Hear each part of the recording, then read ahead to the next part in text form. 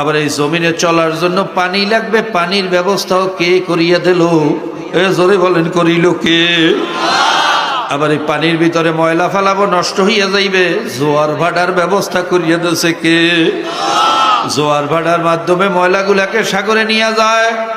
সাগরের ভিতরে crore crore hectare ton নোনা পানি দিয়া সমস্ত ময়লাগুলোকে নিশ্চিহ্ন করিয়া ফেলায় কে? জোরে বলেন কে? আবার এই কোটি কোটি মন নোনা পানি নদীর ভিতরে ঢুকায়।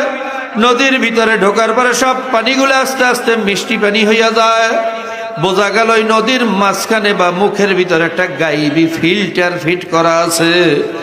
দুনিয়ার কোন বৈজ্ঞানিক, কোন দার্শনিক, কোন সাইন্টিফিক এরকম গাইবি ফিল্টার দিয়া কোটি কোটি মন নোনা পানি মিষ্টি পানি বানাইতে পারবে?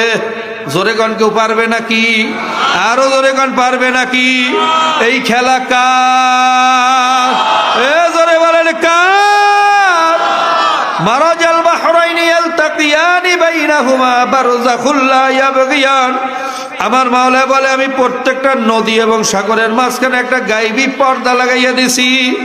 আটলান্টিক মহাসাগরের পানি আমেরিকান ওশানের সাথে মেলে না, আমেরিকান ওশানের পানি বাইরে আরব মহাসাগরের সাথে মেলে না, আরব মহাসাগরের পানি বাইরে বঙ্গোপসাগরের সাথে মেলে না।